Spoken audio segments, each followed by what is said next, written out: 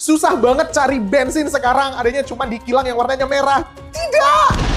Harga RON 95 guys, lebih murah di Malaysia ketimbang di dalam negeri. Kenapa ya, Wak? Pemerintah Malaysia tetapkan harga baru bahan bakar minyak atau BBM jenis RON 95 yang kalau dirupiahin itu kayak ya kurang lebih Rp7.000 lah ya. Kebijakan ini mulai berlaku pada 30 September 2025. Ini sedih banget ya sih? Di saat mereka lagi nurunin harga, kita di sini malah langka mencari bahan bakar itu.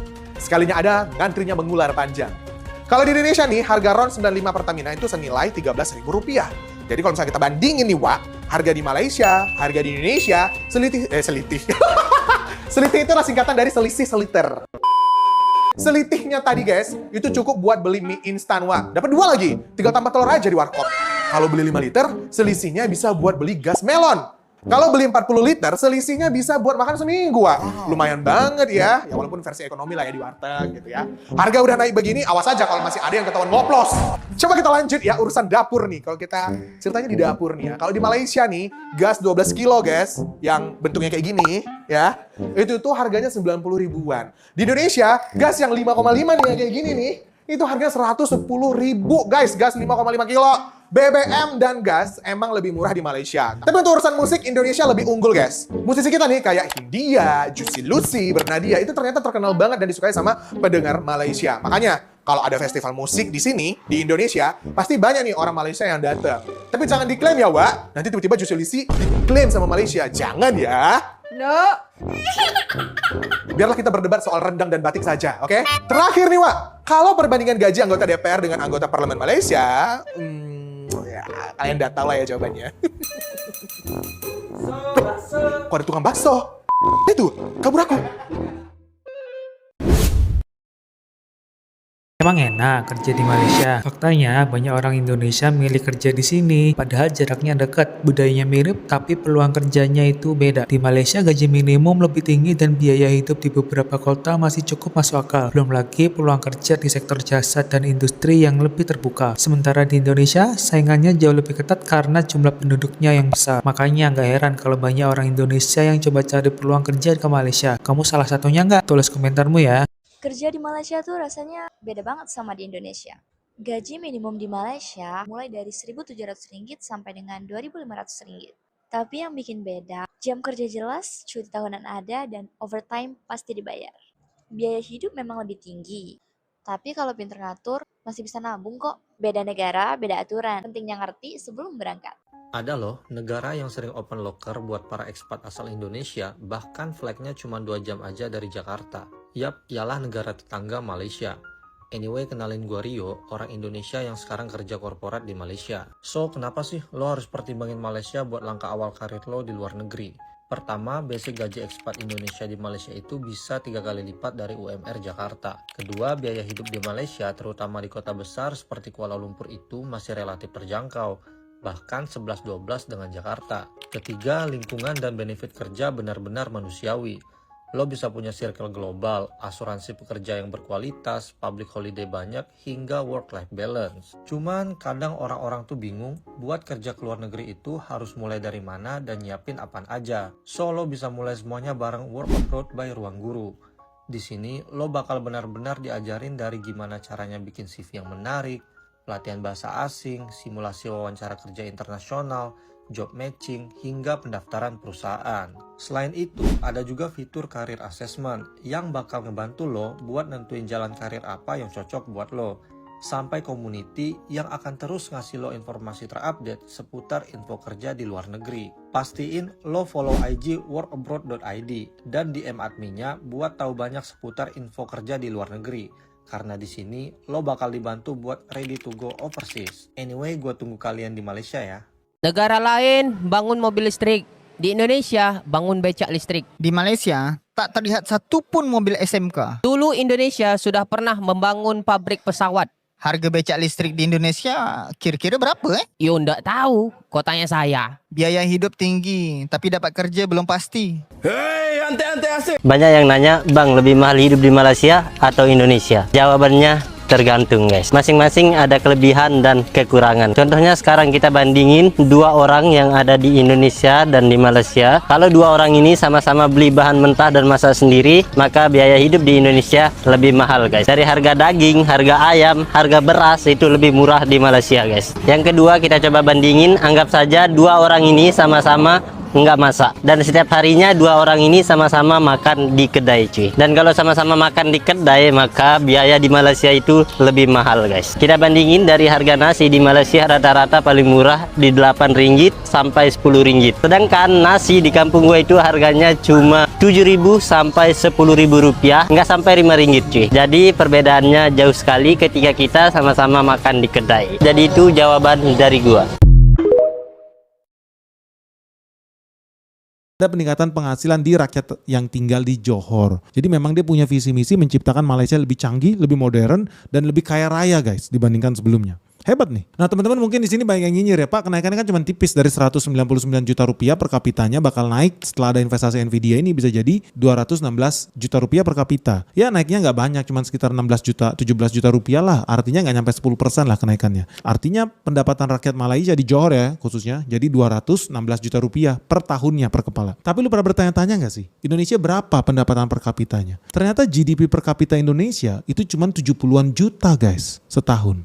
Jadi lu bayangkan di Malaysia penghasilan per kapita mereka, GDP per kapita mereka itu udah 3 kali lipat orang Indonesia. Artinya satu kepala yang sama bisa menghasilkan produktivitas nilai ekonomi 3 kali lipat lebih banyak dibandingkan manusia Indonesia. Jadi memang lu bisa aja nyinyir ya naiknya kan cuma 17 juta rupiah. Iya, tapi itu artinya membuat GDP per kapita Indonesia semakin terbelakang. Jadi nggak bisa dibilang kecil juga sih. Setelah aku kerja di Malaysia, aku baru sadar kalau Indonesia dan Malaysia itu berbeda banget. Setelah pernah kerja di Malaysia dan sekarang tinggal di Indonesia, aku baru sadar ada beberapa perbedaan, yaitu yang pertama soal gaji. Oke, di Malaysia tuh memang gaji terasa lebih besar, tetapi biaya hidup dekat Malaysia tuh tak murah juga, terutama kalau tinggal di pusat kota. Yang kedua, cara kerja dekat Malaysia biasanya lebih disiplin soal waktu, jadi kalau lambat sedikit langsung kena teguran dengan atasan. Ketiga tuh kehidupan sosial. Kalau dibilang lebih enakan di Indonesia sebab dekat Indonesia tuh masih lingkungannya tuh lingkungan ramah dan tetangga pun mau saling tegur sapa, ajak ngobrol. Nah, sedangkan dekat Malaysia tuh sedikit tertutup. Apalagi di perumahannya tuh aku tidak pernah melihat orang itu macam bergosip depan rumah macam tuh. Jadi kalau ditanya enakan mana Indonesia atau Malaysia, itu tergantung tujuanmu. Kalau memang tujuanmu untuk mencari pengalaman dan gaji, mungkin lebih menarik Malaysia. Tapi kalau untuk kenyamanan, aku rasa lebih enak di Indonesia. Perbandingan harga beras Indonesia versus Malaysia. Katanya Indonesia negara agraris, tapi kok harga beras kita malah lebih mahal dari Malaysia? Yuk kita bongkar datanya. Sekarang di Indonesia, harga beras medium udah tembus 15.000 per kilo, bahkan yang premium bisa sampai 18.000. Sementara di Malaysia, harga beras subsidi cuma sekitar 9.000 per kilo, dan yang premium sekitar 11 ribuan. Wah, kok bisa lebih murah ya? Jadi gini, Malaysia bisa murah karena mereka punya harga maksimum dan impor besar-besaran buat stabilin pasokan. Sementara di Indonesia, petani kita masih pusing, pupuk naik, panen turun, ongkos kirim juga nambah. Katanya negara agraris, katanya cadangan beras di Indonesia tahun 2025 ini paling tinggi sepanjang sejarah hingga 3,9 juta ton lebih. Tapi kenapa harga beras lebih mahal dibanding Malaysia? Beli beras aja rasanya kayak beli pulsa premium guys. Bahkan UMR di Malaysia lebih tinggi dari kita tapi harga beras di Indonesia jauh lebih mahal. Harga bukan buat nyalahin siapa-siapa, tapi biar kita sadar, petani perlu dukungan, dan data itu penting. Setuju nggak? Aku sekarang paham kenapa banyak orang malah makin malas kerja di Indonesia. Nah kalau teman-teman berpikir untuk pindah ke luar negeri, saya malah meragukan nasionalisme kalian.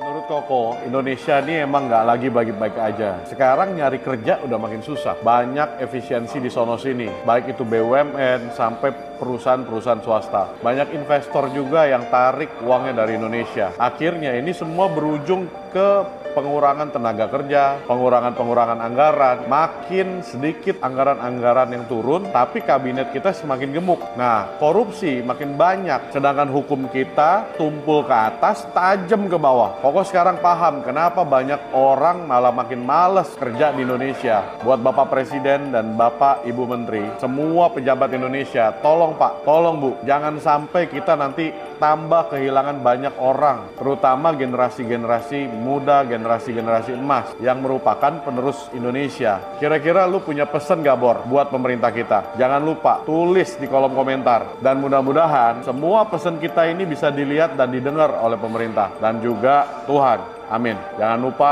semangat terus untuk kejar mimpi-mimpi lu dan jadi lebih bernilai buat orang lain. Gas, Bor. Orang susah banget sekarang kalau mau jangan beli rumah dah. Apa itu? Ya segala macam lah. Untuk ke biaya hidup tuh udah terlalu besar, terlalu tinggi. Bahkan ada nih ya, aku punya cerita, jadi temenku dia cerita, jadi orang satu kantornya itu punya sepupu lah, tabrakan di tol. Jadi dia nabrak dan harus kena ganti gitu, gantinya 20 juta. Tapi anak ini gak punya uang ya 20 juta, orang ini gitu maksudnya. Maksudnya temanku ngomong gitu ke aku, gimana ya, kok bisa ya ada orang yang gak punya cash gitu di rekeningnya dia, padahal misalnya dia pakai mobil merek yang nggak murah juga gitu, bukan yang harga 100 juta. Konteksnya pakai mobil gitu, tapi 20 juta sama sekali nggak ada. Sampai ya? Nelfon sepupunya minjem duit untuk ngeganti orang yang dia tabrak itu. Ya mungkin karena nggak punya dana darurat kan. Ya itu murni karena nggak tahu aja sih cara pakai uangnya aja sih sebenarnya.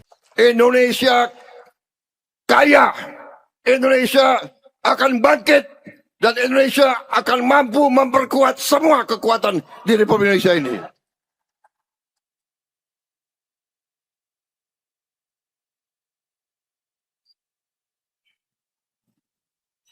Yang ragu-ragu, silakan duduk di rumah aja.